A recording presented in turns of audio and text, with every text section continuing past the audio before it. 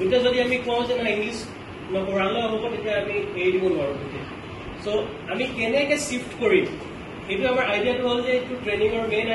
যোনটো মটিভটো হ'ল যে আমি কেনেকে ধৰক এটা লেংগুৱেজ আমি জানো আছামিছৰ পৰা কেনেকে ইংলিছত ধীৰে ধীৰে শ্ল'লি কেনেকে শিফট কৰিম এই কথাবোৰ আমি ইয়াত আলোচনা কৰি চবে আমি কেনেকে কাৰণ যে যিমান আমাৰ স্কুলবোৰ আছে সবৰ কণ্ডিশ্যন বেলেগ সবৰ এটা কেছ ষ্টাডি বেলেগ আমাৰ ল'ৰা ছোৱালী ঘৰৰ বেকগ্ৰাউণ্ড বেলেগ স্কুলৰ লোকেশ্যন সবৰ তাৰপিছত আমি কিছুমান কথা ইয়াত আলোচনা কৰিম চ' ফাৰ্ষ্ট আজি যোনটো মডিউল আমি আৰম্ভ কৰিম এই মডিউলটো মানে যোৱাকালি হ'ব লাগিছিলে ফাৰ্ষ্ট ডে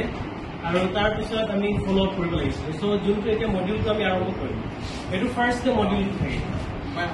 চ' প্ৰথম দিনাখনৰ মডিউল মানে আমাৰ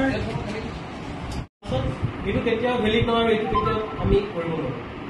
চ' আমি ইয়াত ডিছকাছ কৰিম যে আমাৰ কণ্ডিশ্যনবোৰ এনেকুৱা আছে আমাৰ কণ্ডিশ্যন এনেকৈ আমি কেনেকৈ চবে ইয়াক আমাৰ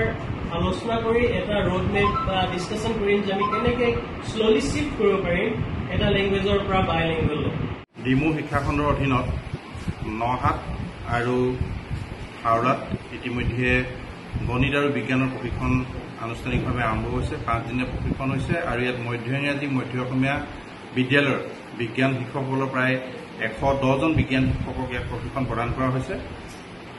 ইয়াৰ ফলত ছাত্ৰ ছাত্ৰীসকল কেনেধৰণে লাভান্বিত হ'ব গণিত আৰু বিজ্ঞানৰ যি প্ৰশিক্ষণৰ পিছত বিশেষকৈ যিসকল শিক্ষক তেওঁলোকৰ পাছটো ৰিকালেকশ্যন কৰি দিয়া হৈছে আৰু তেওঁলোকৰ যিবিলাক পদ্ধতিবিলাক দেখুওৱা হৈছে আৰু তেওঁলোকে গৈ বিদ্যালয়ত ছাত্ৰ ছাত্ৰীক সেই তেনেদৰে যি প্ৰশিক্ষণত যিখিনি আয়ত্ব কৰিব তাৰ পৰা গৈ তেওঁলোকে বিদ্যালয়ত শিশুসকলক পাঠদানত তেওঁলোকে